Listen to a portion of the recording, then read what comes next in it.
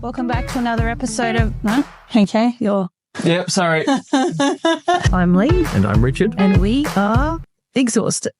We're also experienced business owners with over a decade of lessons behind us. We've operated businesses in many different sectors and in many different parts of the world. A few years back, I wrote a book called Once Upon a Time in Small Business. I thought I'd told all the important stories. Turns out, I was just getting started. This podcast is all about the messy, honest human moments behind business, life, and leadership. We'll take you through each of the chapters of the book with more stories about the lessons we've learned through our businesses over the years. This is Richly Told. Today we're talking about relationships and how important they are when it comes to being a small business owner. So this is actually a really important topic, and it took us a long time, 2-3 years, to actually figure this one out.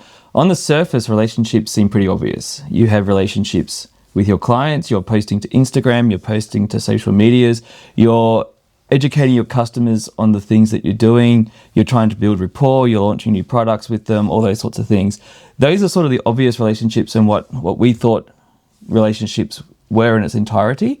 It wasn't until years later that we actually realized the most important relationship was actually much deeper than that. It was building your networks. It was. And I did talk about networking in Once Upon a Time in Small Business, but I talked about it in the context of not being afraid to be the, I'll just say dumbest person, not the dumbest person, least experienced person in the room, and how I used to be really scared to show up in rooms and I would make myself invisible. I'd shrink against the back wall. I wouldn't talk to anyone, which is really counterintuitive when it comes to networking. But that's what I would do. And I used to think, what am I doing here? What do I have to give? And I never really looked at it in a long-term perspective. I just think it's just not something the everyday business owner even thinks about. No, I think it's only now that we're here 10 years later that we can look back and go, wow, nurturing those relationships was really, really important. Well, no, it's more than important. I think it's actually a bloodline. It's your bloodline to so many things. When you have a really well-established network, you actually have more people looking for business for you. Let's just say, like in my case, back in the day when I was doing mobile computer repairs, I actually networked with other computer companies. Now, most people thought, well, hang on a second, they're your competitors. Why are you networking with them? And there's a lot of reasons for it. One of them was that we all specialized in different things. When it came down to it, I didn't do anything with Macs. I didn't even understand Macs or even use Macs back then. So I needed somebody who did Macs. And the person I found actually didn't know anything about Windows and PCs.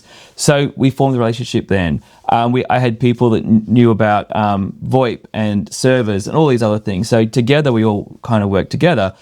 But then there's also the ones you can sit down that are outside of your field, but you can sit down with and have a coffee with and chew the fat with. Yeah, well, I was going to say it's not just your bloodline to business or clients. It's your bloodline in terms of mental health and well-being as Absolutely, well. problem solving. We've talked about that over the last few weeks. Being in business, especially if you're a solo business owner. It can be a lonely place to be sometimes, especially when things are going wrong. So what I found was with my networks, when things were going wrong and it's just me in the trenches, I kind of realized it wasn't just me in the trenches. I could ring someone in my network and just say, hey, I've got this problem going on. Can I shout you a cup of coffee? Can we meet somewhere? I just need a debrief and just get your opinion on what is going on here, what I should do, how should I address it. Yeah. And then when I had this support network, this networking that I'd put together, I found that it wasn't so scary. Problems weren't so terrifying, and there was always someone that was willing to help. And then vice versa, I was also willing to help others. So when I received those phone calls, we'll catch up. What do you want to do first thing tomorrow morning before work, 6 o'clock, that sort of thing. But then there was also networking groups. You know, there's BNIs and there's BXs, and there's a whole bunch of networking groups in every community. So you would say that getting out there and networking for a small business owner is essential? Absolutely. We always use the analogy for the parents out there that you can't tell someone what it's like to be a parent until you actually have children. Yeah. And we think that's the same for business, because a lot of people out there don't actually understand what it's like to be in business, but we'll offer up advice and we'll obviously offer up support, especially family members. But unless they've done it for themselves, they can't possibly understand the stress and pressure that comes from doing this kind of thing. That's it. And so being in a room with other business owners gives you the opportunity to be in a room with people who can genuinely sit in front of you and say, I get it, and either listen to you, rant and rave and complain, because sometimes that's all you need, or offer up suggestions about how you could go about fixing it. It's also the saying, it takes a village to raise children. It's the same with business. Same with business. It takes a village. It really does. It's your business, baby, really. It's your business family. It's your baby. And your business family. Yeah. Networking groups and harnessing those relationships. You look at us 10 years down the track. We have things happening for us now, this podcast being one of them, that never would have happened had we not been networking and building relationships in the beginning. It's a spider web, really, because we met this person and we nurtured that relationship, and this person introduced us to that person, and then 10 years later, we're doing all these amazing things. And you did talk about it in one of our other episodes when you were talking about Michael and why you're working overseas now. And that actually came out of a networking group as well, and being part of something that we wouldn't traditionally have been a part of had we not been in the networking group. All of our major success has come from networking groups.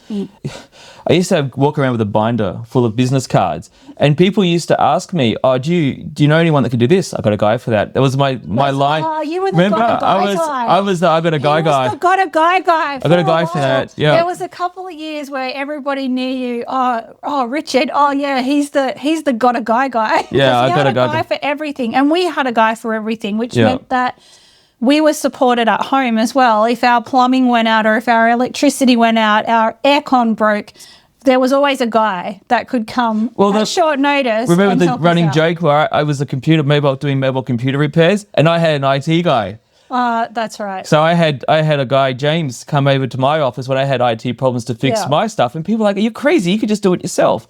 And I could, except I charged $4 per hour. So it was cheaper for me to bring him in to fix my stuff so I could go out and do work.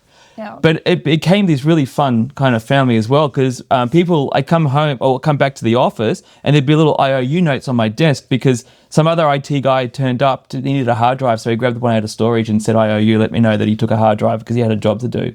When we went away, we didn't have to worry about my customers because I had this network of IT people who we weren't really competing with each other. We had our core bases, and it meant that as a single, independent guy, we could still go on holidays and our clients were covered. Okay, so I want to touch on something else now. Richard, in our relationship, is more extroverted and I'm more introverted. So while Richard can get in the car and drive to a room full of people and really happily stand up and talk to people, or so it seems, I actually can't. So what do you think are some tips? Because I know that we've talked about this before, and I've always said that I've thought you seemed so outgoing and so confident, and you said to me, actually, I wasn't. Yeah, it's true. I wasn't at the start. So from you and from me, because I'll share mine, but what are some tips do you think for people to get out there? Because it's hard, especially when you're in a bad spot. If you're already in that spot where you're not feeling great, you're overwhelmed, you've got a lot going on, and then someone goes, you need to get out and meet new people. Yeah. And you're like, well, I sit in my track pants all day at home working on my business. Yeah. How am I going to front up and get in front of new people? Okay, so what happened, what helped me was a networking group called BNI. Now, they're not sponsoring us or anything. It's just this is what it was. It's actually a really important organisation for a lot of reasons. It's why I pushed you into it as well. Yeah. The main reason that I find BNI to be very important, very effective, is they have rules and you have to do certain things. You have to meet every week. If your attendance drops off, they ask you why. You have to be out there actively meeting with all of the other members and forming networks. But also with them comes a lot of education. They teach you how to do your 60 seconds. They teach you how to do your 10-minute presentation. And you're going there every week. And you could be a room full of 50 people and there could be another 10 visitors that week. And over the course of time, you get so used to actually saying these things and doing your presentations and talking about your achievements that week and all that, that it actually, the nerves just stop. But what is the thing that made you go to that group? Because it is great, and I do endorse it also. So you would talk about the story?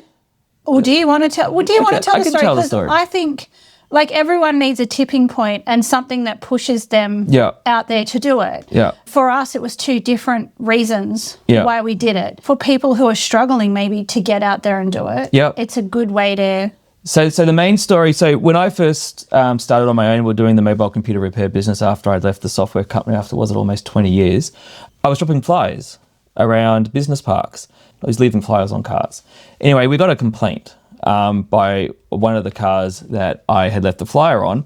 And instead of just ignoring it and saying, you know, what an idiot, because all I wanted to do was grow my business. I mean, how hard is it for him to put the flyer in the bin? I actually went and I apologized. And I said, was in office doors. No, it was. I'm pretty sure it was on his car. Are you sure? I'm pretty sure. Oh, it could have been office doors. It was his office door because he said this is like security companies that come and canvass your office door. Yeah, he wasn't really impressed, but no. I did turn up and I did apologize, and we actually became friends. Yeah, he's still a friend. He's a long We life friend. actually call him our business dad, and he is responsible for the podcast happening. Well, he's pretty much responsible for everything because he's the one that introduced me to networking, specifically BNI, because obviously I was trying to grow my business. I was getting up at 4 a.m. and trying to get to all these business parks before they turned up because I wanted them to have to take the flyer out of the door to unlock.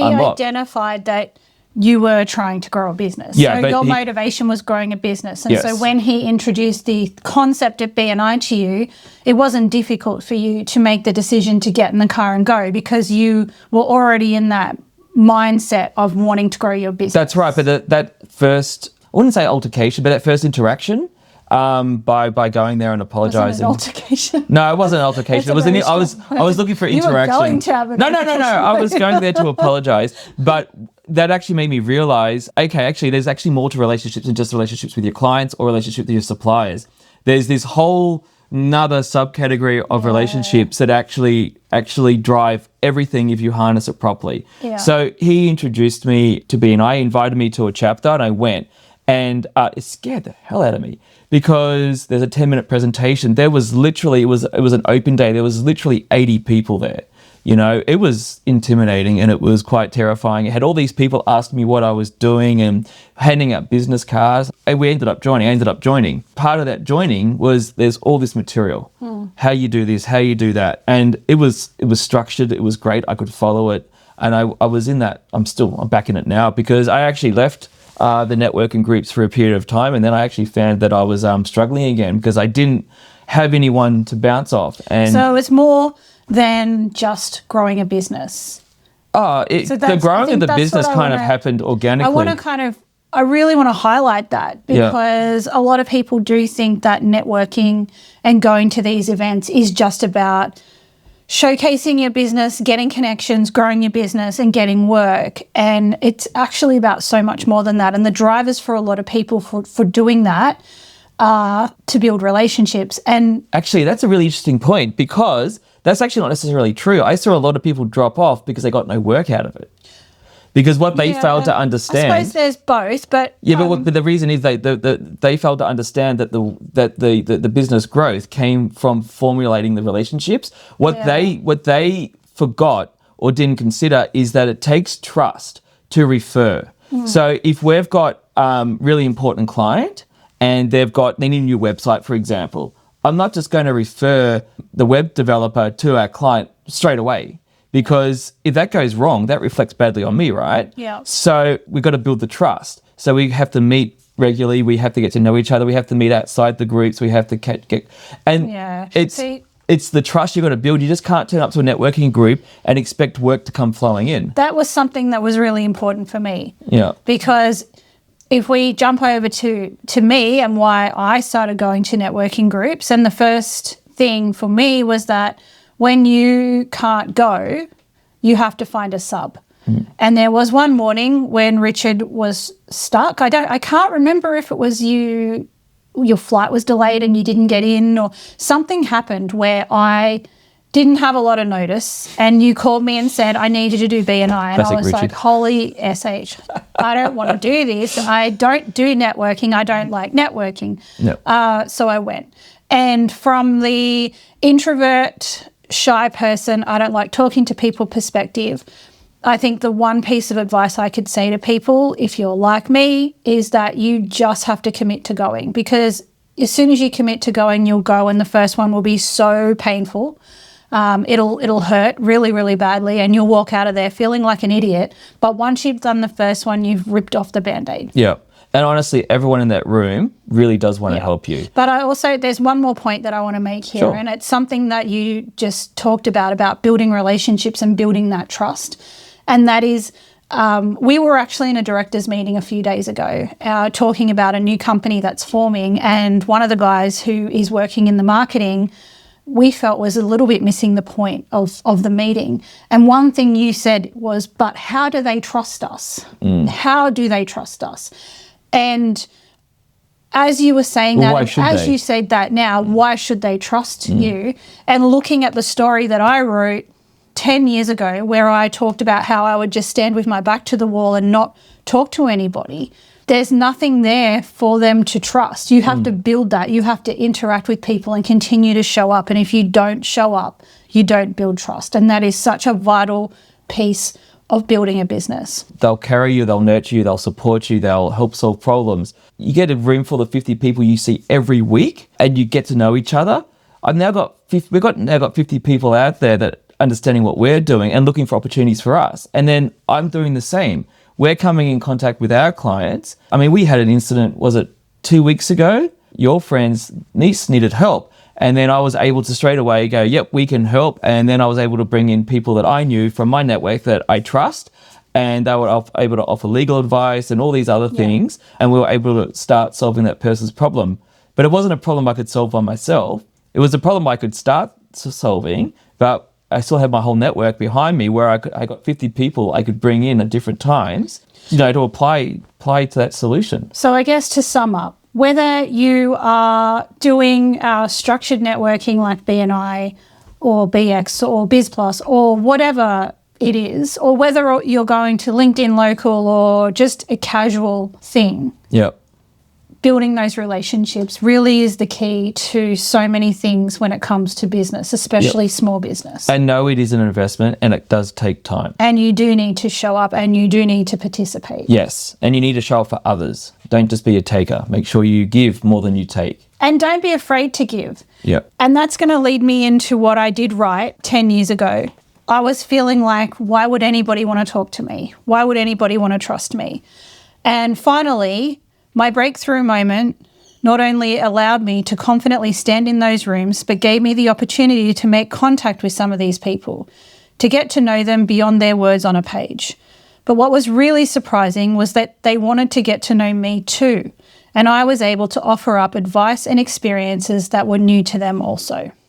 So don't be afraid to get out there and get networking, no matter what you know or who you know, whether you're the most valuable person in the room or the least experienced, you have so much more to offer than what you could ever realize. Great. So with Great that, this has been Richly Told.